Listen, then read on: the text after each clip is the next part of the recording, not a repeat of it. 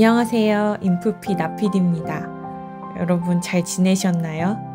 저는 1회 녹음을 하고 나서 이걸 과연 누가 들을까 그런 마음으로 그냥 하지 말아야 되겠다 이렇게 생각을 하다가 그냥 저를 위해서 기록해 놓는 것도 나쁘지 않을 것 같아서 이렇게 다시 녹음을 하게 되었습니다. 저는 녹음실에서 따로 녹음하는 것은 아니고 그냥 그 아이 방에서 책상이 있거든요. 거기 앉아서 핸드폰으로 녹음을 하는 거예요. 되게 웃기죠. 혼자 막 이렇게 떠들려고 하니까 되게 창피하고 사실 제가 뭐 연예인이나 인플루언서도 아닌데 이렇게 하는 게 부끄럽고 수치스럽습니다. 그럼에도 불구하고 제가 이거를 하는 이유는 그냥 저와 같은 생각을 하는 분들이 뭐 한 분이라도 계신다면 그 제 얘기를 듣고 그게 위로가 된다면 또 뭐 또 다른 생각을 하게 된다면 그거 자체가 저에게는 참 의미 있는 일일 것 같아서 계속 해보려고 마음을 먹게 되었습니다. 이 프로그램은 제가 임의적으로 코너를 두 개로 나눠서 첫 번째는 그냥 인프피의 어떤 모먼트라고 해야 될까요? 인프피로 살면 이런 생각을 한다라는 그런 순간들을 공유하는 에세이 이야기를 첫 번째로 남기고 싶었고, 두 번째로는 이제 제가 좀 책이나 콘텐츠 이런 것 중에서 마음이 좀 좋아지고 힐링되고 또는 되게 새로운 활력을 불어 넣어주는 그런 콘텐츠들을 많이 접하는데, 저와 비슷한 분들에게 혹시나 도움이 되지 않을까 하는 마음으로 추천하는 그런 코너를 진행을 하고 있습니다. 그래서 첫 번째 코너를 들어가기에 앞서서 오늘 그냥 문득 하고 싶은 이야기는 시어머니와 관련된 이야기예요. 지금 녹음하는 날짜가 5월 10일이고, 그리고 저는 지난주 어린이날을 끼고 시댁과 그리고 저희 본가, 친가에 내려갔다 왔습니다. 근데 그거를 하기까지 사실 많은 남편과의 트러블이 있었고, 저는 아이를 낳고 이제 어머니에 대한 서운함이 있었어요. 뭔가, 나는 되게 힘든데 뜻대로 나를 도와주시지 않는 그런 느낌을 받은 날이 있었거든요. 원래는 원체 되게 대장부 같은 스타일이시고 정도 많고 이렇게 베푸는 것도 좋아하는 인정 많은 분이셔서 결혼하고 아이를 낳기 전까지는 제가 어머니한테 너무 항상 감사한 마음이었고 또 아들만 있는 집이다 보니까 제가 그래서 더 딸처럼 잘 해보고 싶다 그런 마음도 있었던 좋은 고부 관계를 유지하고 있었습니다. 그러다 제 마음이 꽁해지게 되었고 이번에도 내려가려고 하는데 마음처럼 그게 이렇게 선뜻 내키지를 않더라고요. 그래서 내려가서 제가 사실 진짜 좀 죄송스럽게 행동을 했어요. 뭐 말도 안 하고, 눈도 잘 못 마주치고, 잘 안 마주치고, 묻는 말에만 대답하고, 사실상 안 내려간 것만도 못한 그런 행동을 하고 온 거예요. 이렇게 말하기도 정말 창피하지만, 그런 일이 있고 마음이 너무 무거운 채로 지금 며칠을 보내다가 아침마다 제가 헬스장에서 요즘은 운동을 하는데 그걸 하면서 들은 영상이 오늘 제 마음에 꽂혔어요. 소울정이라는 그런 유튜브 채널에 올라와 있는 영상이고 제목은 나의 흑역사 이야기 쪽팔릴수록 어른이 된다라는 제목이었습니다. 여기에서 이분이 시어머니 얘기를 해주시더라고요. 자기는 남편과의 관계가 좋지 않아서 3번이나 이혼할 뻔했고 그러다가 마지막에 이제 다시 한번 살아보자라고 마음을 먹은 뒤로 본인의 시어머니와 함께 여행을 떠나게 됐다고 해요. 거기서 어머니가 이제 이분한테 울면서 이야기를 해주시기를 자기가 이분의 남편이죠. 그러니까 자기 아들이죠. 시어머니한테는. 그분한테 해준 게 하나도 없어서 미안하다고.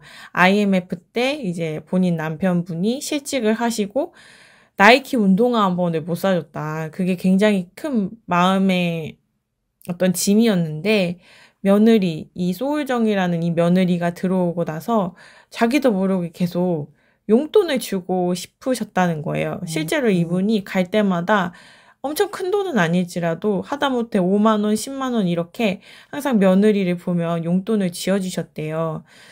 그러면서 그 전까지 몰랐던 시어머니의 사랑에 대해서 생각을 해보게 된 거예요. 원래는 자기 엄마만 주는 사랑이 유일한 형태일 거야 라고 생각을 했었는데 알고 보니까 시어머니도 시어머니만의 방식대로 이분에게 사랑과 애정을 표현하고 계셨다는 걸 깨닫게 된 거죠. 그 말을 듣고 나니까 제가 너무 부끄러워지더라고요. 그 어버이날 했던 행동도 너무 부끄러웠고 저희 어머니도 저에게 자주 용돈을 주시거든요. 뭐 딸 핑계를 대면서 뭐 이거 어디다 써라. 그리고 뭐 너도 옷도 사 입어라.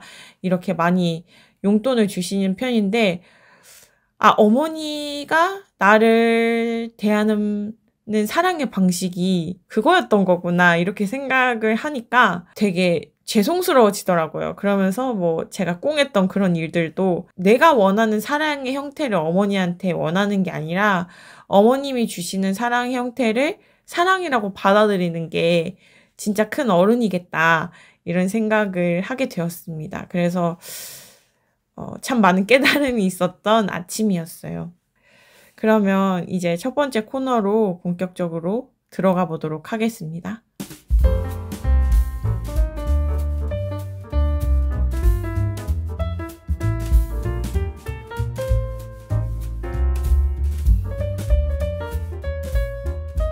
원래 이 코너는 이제 인프피 모먼트라고 해서 제가 일상에서 겪는 경험들에서 오는 생각들을 공유하는 시간이었는데 그 전까지는 이렇게 그냥 자연스럽게 풀어냈다면 앞으로는 그냥 잘 짜여진 글을 읽는 방식으로 좀 바꿔보면 어떨까 해서 이번 회차부터는 그냥 쭉 읽는 걸로 하겠습니다. 오늘의 글은 제목은 220만 원짜리 무모한 도전입니다. 제가 사실 다음 주부터 그림책을 그리는 수업에 6개월 동안 나가게 되거든요. 주 2회 나가게 되고 이게 220만 원짜리 수업이기 때문에 저한테는 굉장히 큰 시간과 비용을 투자하는 중요한 도전이에요. 근데 그림을 제가 어릴 때부터 굉장히 못 그린다라고 생각을 했었기 때문에 이거 해보려고 도전하기까지 굉장히 많은 생각들을 또 하게 되었답니다. 그래서 제 이 무모한 도전에 대해서 어떤 생각을 가지고 있었는지 한번 읽어보도록 하겠습니다. 220만 원짜리 무모한 도전. 소제목 1. 나 수영 못하는 거 아니었어? 어린 시절 기억을 바탕으로 못하는 쪽에 가깝다고 지레 결론 내버린 것이 두 가지 있다. 하나는 수영, 그리고 하나는 그림 그리기다. 어렸을 때부터 뭐든 열심히 해야 하는 아이였던 나는 힘주고 살아가는 것이 버릇이 돼서 그런지 힘 빼는 것이 가장 중요한 수영을 못했다. 초등학교에서 종종 수영장으로 현장학습을 갔었는데 갈 때마다 나만 물속에서 뜨지 못해 허둥지둥했던 기억이 난다. 그러다 작년 여름 아이가 통잠을 자기 시작하면서 운동할 여유가 생겨 얼떨결에 수영을 다시 배우게 됐다. 익숙한 러닝을 하고 싶었지만 관절에 무리가 가면 안 될 것 같아 차선책으로 선택한 것이었다. 내가 여전히 수영을 못한다는 사실을 또 한 번 확인하는 시간이지 않을까 걱정을 한가득 안고 수영장에 입성했다. 수업은 5명으로 이뤄진 소그룹 반으로 60대 아주머니 1분, 70대 할아버지 1분, 내 또래로 보이는 30대 남자 1분, 남아 초등학생 2명, 그리고 나였다. 흡사 대가족을 연상케 하는 수강생의 구성에 왠지 모르게 겁먹은 마음이 조금은 진정되었다.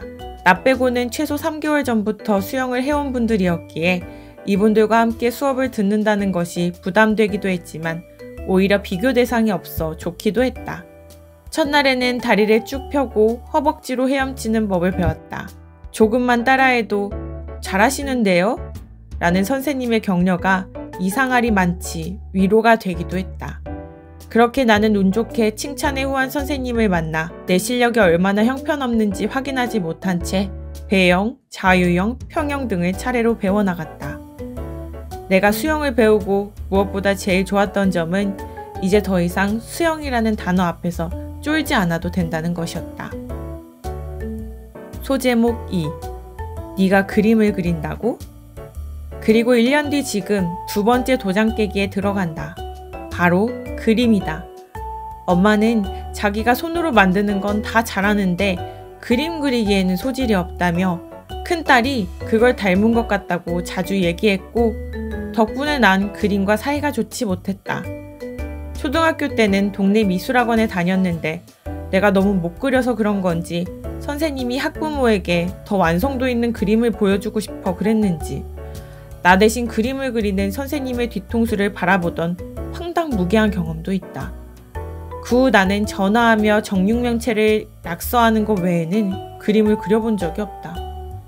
네이버 그라폴리오에서 일러스트를 보는 것을 무척 좋아하긴 했지만 무의식도 이건 넘을 수 없는 영역이라는 것을 알고 있었는지 그림 그리고 싶다는 생각을 단 한 번도 해본 적이 없었다. 그런 내가 갑자기 그림책을 만들고 싶어졌다. 그러니까 정확히 말하자면 그림책을 만들고 싶어서 그림을 그리는 것이지 그림을 그리고 싶어서 그림책을 만들고 싶은 것은 아니다. 내일 배운 카드로 들어야 할 수업을 고르던 중 우연히 그림책 강좌를 발견하면서 이 길이 내 길은 아닐까? 하는 근거 없는 확신을 했다. 귀신에 홀린 듯 수강 신청을 했고 더 깊이 배울 수 있는 강의가 없을까 찾다가 한겨레 문화센터에서 하는 6개월짜리 그림책 수업을 발견했다. 220만 원이라는 비싼 수업료. 나의 소중한 시간을 여기에 써도 될 것인가 며칠을 고민하다 이 길이 아닌 뭐 어때? 어떤 경험이든 가치 있을 거야 라고 단순하게 생각을 바꾸고 등록해버렸다. 왜 하필 그림책이었을까? 가만히 생각해보면 내 딴에는 맥락이 아주 없는 결정은 아니었다. 임신 중 서점과 도서관을 다니면서부터 그림책 읽기에 빠지기 시작했는데 몇 장의 글과 그림으로 삶의 철학을 녹여낼 수 있는 아주 매력적인 콘텐츠라고 생각했었다. 그때까지만 해도 내가 이걸 만들어보고 싶다는 생각은 못했는데 그림책 강의를 딱 발견했을 때 문득 내가 좋아하는 시쓰기 작업과 다르지 않겠다. 오히려 시를 더 멋지게 담아낼 수 있는 방법이 될 수도 있겠다. 그런 생각이 스쳤다. 문예 창작을 전공한 나는 위로를 건네는 시를 쓰는 시인이 되고 싶었다. 그런데 많은 사람들에게 닿기는 어려울 것 같다는 생각에 라디오라는 매체를 선택했었다. 이와 비슷한 맥락으로 그림책이 또 다른 나의 선택지가 된 것이다. 나의 메시지를 부드럽게 풀어낼 수 있지 않을까? 기대감이 생겼다. 문제는 내가 그림을 잘 못 그린다는 점. 아니, 더 정확하게 말하면 그림을 잘 못 그린다고 생각하는 그 생각이 문제다. 먼 과거까지 거슬러 올라가지 않아도 손으로 하는 모든 것들, 요리, 가위 자르기, 포장하기, 신발끈 묶기, 손톱 깎기 이런 것들의 젬병인 나는 그림을 잘 그릴 것 같다는 생각이 들지는 않는다. 그럼에도 해보고 싶다. 수영처럼 생각했던 것보다 나은 실력을 마주하게 될 수도 있고 예상보다도 형편없는 실력을 보게 될 수 있을 것이다. 괜찮다. 잘 못하는 나를 마주하는 것. 이것이 나의 목표 중 하나이니 말이다. 30년 넘게 살면서 못하는 것은 요리조리 피하고 잘하는 것만 더 파고 노력하며 살아와 그런지 나는 무엇이든 항상 최고가 되는 목표를 세웠다. 그런데 그림 앞에서는 이야기가 달라진다. 꼴찌만 면하자는 생각이다. 이렇게 패기를 부려보지만서도 예상보다 훨씬 더 비루한 실력으로 전공자들 앞에서 쪽팔린 일이 생길까봐 노심초사다. 당장 다음 주 개강인데 하루에도 몇십 번씩 그림책 작가에게 필요한 역량, 그림책, 그림 실력 등을 검색하고 그림책 작가가 쓴 책도 읽으면서 내가 적합한 사람인지 여전히 고민하고 있다. 취준생 입사 면접 이후로 크게 이불킥할 일이 없었던 나의 삶에 재밌는 에피소드가 생길지도 모르겠다.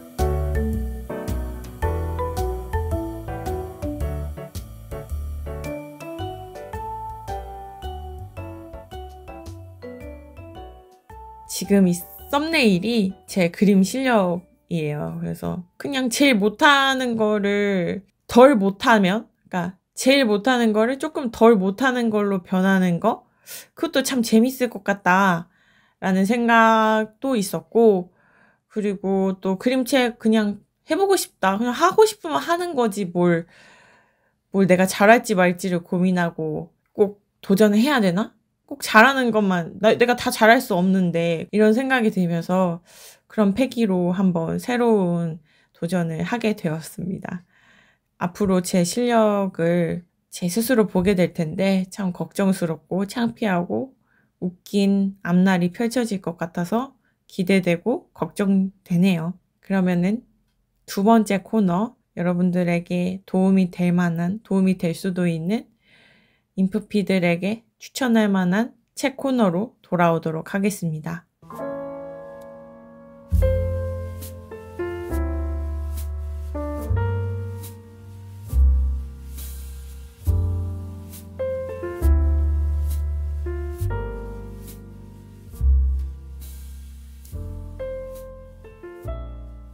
네, 그럼 두 번째 코너, 인프피 여러분들에게 도움이 될 만한 콘텐츠를 추천하는 시간이죠. 오늘도 역시나 책 한 권을 가지고 왔는데요. 제목은 행복에 이르는 길, 그리고 부제로는 불안감 줄이기라고 쓰여 있고요. 엘버트 앨리스라는 미국의 심리학자가 쓴 책입니다. 이 책은 무려 400페이지에 달하는 두꺼운 책인데, 제가 아직 100페이지도 읽지 않았지만 여러분들한테 막, 이거 공유해드리고 싶다, 그런 마음이 드는 포인트들이 있어서 가지고 오게 되었습니다.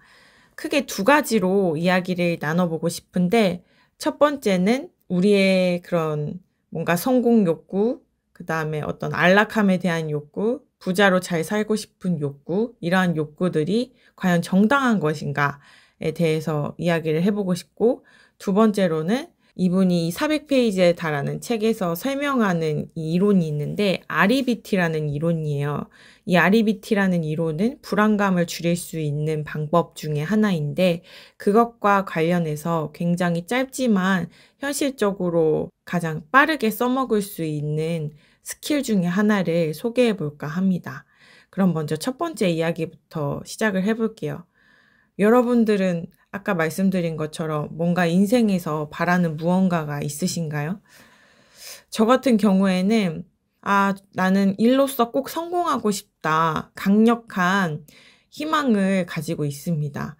그리고 또 어떤 분들은 뭔가 나한테 누군가가 항상 친절하게 대했으면 좋겠어 라고 강력하게 희망하는 분들도 또 있을 거고, 또 나는 부자가 될 거야, 나는 진짜 편안하고 안락한 그런 집에서 살아야만 해 라는 요구를 속으로 하시는 분들도 있을 겁니다. 그런데 이 책의 작가는 이러한 우리의 요구를 굉장히 유치하다고 이야기를 해요. 앞서 말씀드린 욕구를 하나도 가지지 않은 사람들은 정말 거의 없을 거라고 생각을 하거든요. 왜냐하면 우리가 그런 유치한 요구들을 하면서 자라왔기 때문입니다. 우리는 어릴 때부터 요구하면서 태어났어요. 아기로서 나는 보살펴지길 원하고, 또 우유로 먹여지길 원하고, 따뜻한 상태로 있기를 원하고, 위협으로부터 보호되길 원하고, 그랬던 시절이 있었잖아요. 그리고 또 커가면서는 남들보다 더 좋은 성적을 내고, 또 더 나은 문화를 누리고, 이런 것들이 당연하게 느껴지는 그런 문화 속에서 자라게 됩니다. 그래서 성인이 된 지금까지도 나는 성공해야만 한다, 나는 부자가 되어야만 한다, 이런 유치한 기대 속에서 살고 있다고 이야기를 합니다. 그런데 사실 이런 것들을 가질수록 작가는 우리가 비참해질 수밖에 없다고 이야기를 해요. 왜냐하면 현실은 그렇지 않거든요. 이 책의 표현에서 이런 표현이 있었어요. 우주는 당신의 욕구가 어떻든 상관하지 않으며 당신에게 아무런 개인적 관심도 없다. 단지 즐거운 그리고 우울한 길을 따라 회전할 뿐이다. 이 말이 진짜 명확하게 우리 현실을 표현해주는 포인트라고 생각했습니다.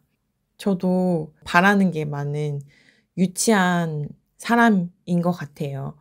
이러한 유치한 바램들을 한 번씩 깰 때가 있는데 그게 비행기를 탔을 때예요. 뭔가 그냥 내가 또박또박 걸어서 다닐 때는 내 두 눈으로 보는 시야가 전부잖아요. 근데 비행기를 타서 이렇게 보면은 세상은 정말 넓고 그냥 나는 진짜 개미만도 못한 존재인데 뭘 그렇게 뭔가를 이루려고 하면서 살아가나? 나는 그냥 한낱 그냥 원자들로 이루어진 그냥 잠깐 살아가는 생명체인데 이런 생각을 할 때가 있단 말이에요.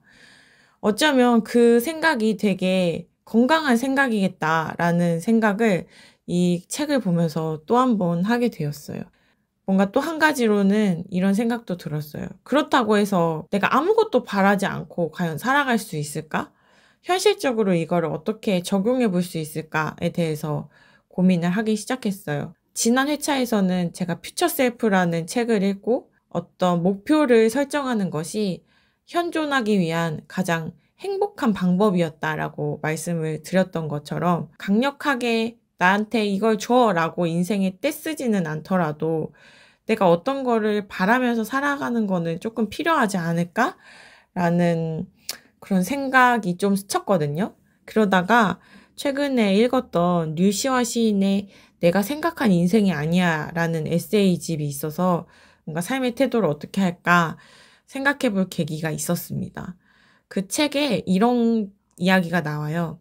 이 작가님이 대학 시절에 처음으로 그 친구와 함께 양식집에 간 거예요. 두 분 다 이제 시골 출신이라서 한 번도 가본 적이 없었고 오므라이스라는 것도 뭔지 몰랐는데 그냥 이름이 예쁘니까 한번 시켜본 거예요. 그런데 이제 식전에 스프가 나오잖아요.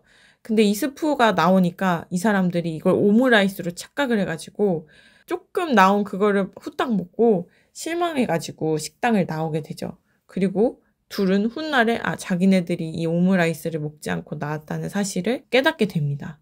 이 작가님이 이 일화를 어떻게 설명하냐면 당신의 인생에도 아직 오므라이스가 나오지 않은 걸 수 있는데 스프만 먹고 지레 인생을 포기하지 말라라는 되게 좋은 이야기를 해주면서 이 메시지가 끝이 나게 돼요. 근데 이 책과 뭔가 맞물려서 생각을 해보다 보니까 이야기를 조금 바꾸는 건 어떨까 싶더라고요. 뭔가 인생에 내가 오므라이스를 요구를 했어요. 난 오므라이스 먹고 싶다고 시켰는데 그 돌아오는 게 그냥 스푼만 띡 하고 돌아오는 걸 수도 있고 또 내가 원치 않았던 돈가스가 나올 수도 있다. 근데 그래도 괜찮다. 그게 인생이니까 라는 그런 마음가짐으로 바꿔보는 건 어떨까? 인생이 내 뜻대로 다 잘 된다라고 생각하는 것 자체가 굉장히 큰 오만이다 라고 느낄 수 있었던 책의 일부분이었습니다. 그러면 두 번째로 우리가 이렇게 뭔가 삶한테 요구하고 희망하는 것들이 굉장히 유치한 바람이다라는 것을 알았잖아요. 그렇지만 인간이라는 존재가 유치하다고 해서 안 할 수는 없잖아요, 또. 그 불안함을 안고 또 계속해서 삶에게 요구하면서 또 살아가게 될 수밖에 없는 것도 현실입니다. 그럴 때 이제 유용하게 써먹을 수 있는 ABC즈 기법에 대해서 조금 설명을 하고자 하는데요. 이 ABC즈 기법은 이 400페이지에 달하는 이 책에서 설명하는 불안감을 낮추는 REBT 기법의 어떤 한 부분인 것 같아요. 정확하게 저도 잘 모르겠지만 일단 제가 이해한 것 선에서 조금 설명을 드려보겠습니다. 일단은 G라는 게 있어요. 이 G는 뭐냐면 말 그대로 목표예요. 목표. 골이죠. 골. 예를 들어서 어떤 사람이 미혼인데 나 결혼하고 싶어 라고 목표를 세웠어. 올해는 결혼할 거야 라는 목표를 세웠다고 가정을 해볼게요. 그랬을 때 ABC즈 기법이니까 A, B, C 이렇게 세 가지로 나뉘게 되는데 A가 바로 사건이에요. 이 사람한테 어떤 사건이 일어나냐면 이 사람에게는 이제 오래 사귄 남자친구 혹은 여자친구가 있었는데 프로포즈를 했는데 거절을 당한 사건이 있었던 거예요. 거절을 당했대요. 오래 사귄 분한테.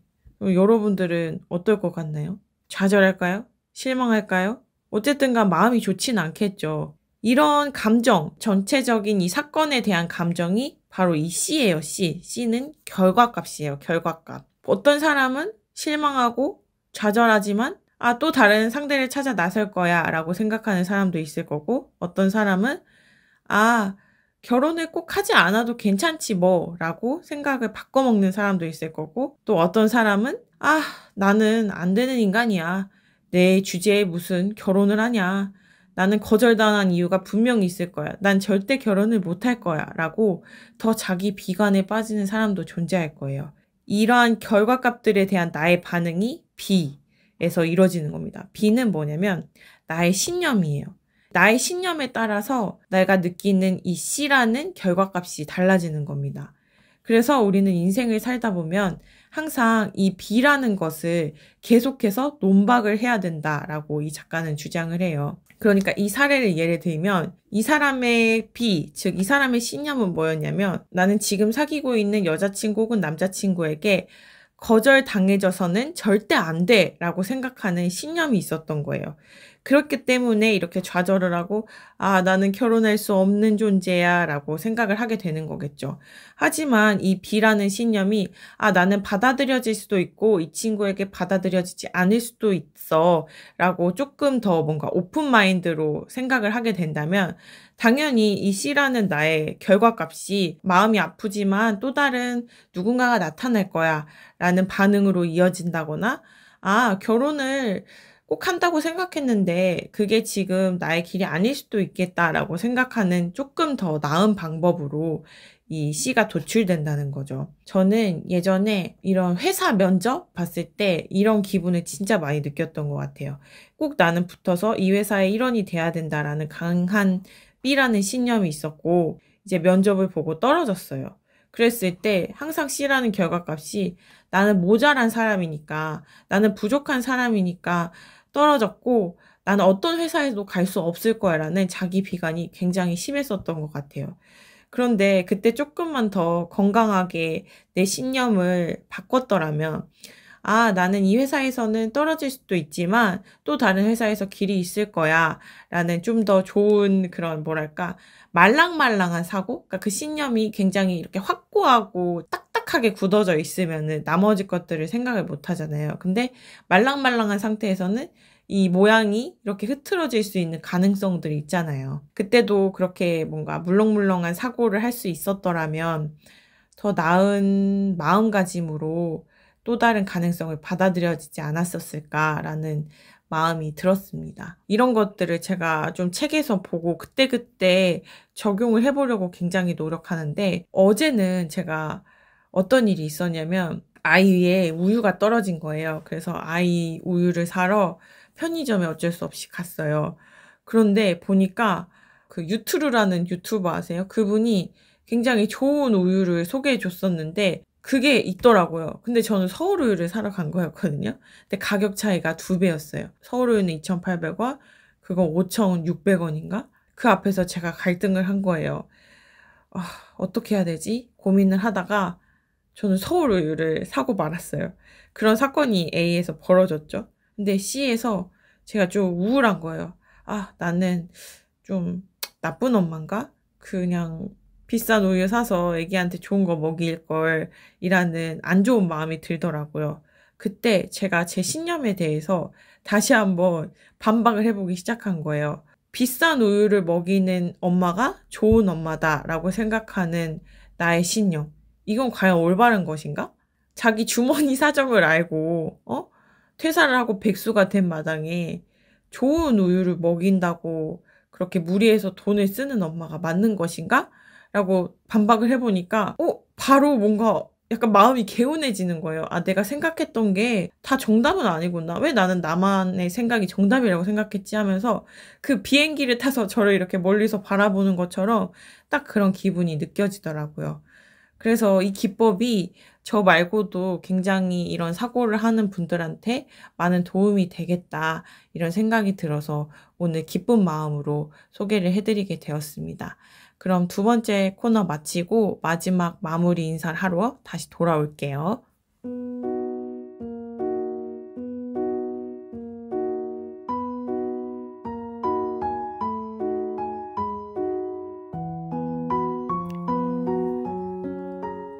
제가 오늘 러닝머신을 하면서 한 영상 콘텐츠를 또 보게 됐는데 그 내용을 이야기하면서 마무리를 해보고 싶어요.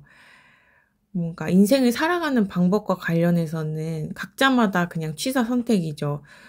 근데 뭔가 저처럼 무언가를 좀 갈망하고 뭔가 성장하고 성취하고 싶은 욕구가 있으신 분들이 있을 거예요. 근데 그런 분들은 이악 물고 사실 좀 사는 경향이 좀 있잖아요. 앞선 책이 말한 것처럼 불안감을 만들어내고 어떤 결과가 좋지 못했을 때 더 크게 좌절하게 되고 이런 유연한 사고를 하지 못하게 되는데 그럴 때 나는 어떤 마음가짐을 가져야 될까에 대해서 저는 그냥 끊임없이 생각을 하는 사람인데요.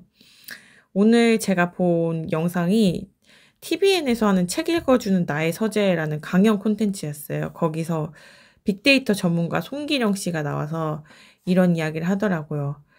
많은 사람들이 자기가 얻은 결과가 나의 노력에 의해서만 이뤄진 것이라고 생각한다.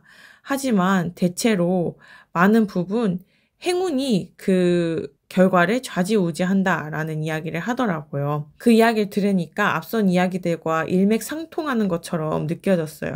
뭔가 내가 인생에서 열심히 살고 싶으면 열심히 사는데 이뤄지는 것은 당신이 악착같이 노력한다고 세상이 어린아이에게 사탕 주듯이 주는 것은 아니다. 그럼에도 불구하고 노력했을 때는 그 네잎클로버가 누군가한테 올지는 아무도 모른다. 근데 그 노력 자체를 하지 않으면 그 네잎클로버는 받을 수 없다.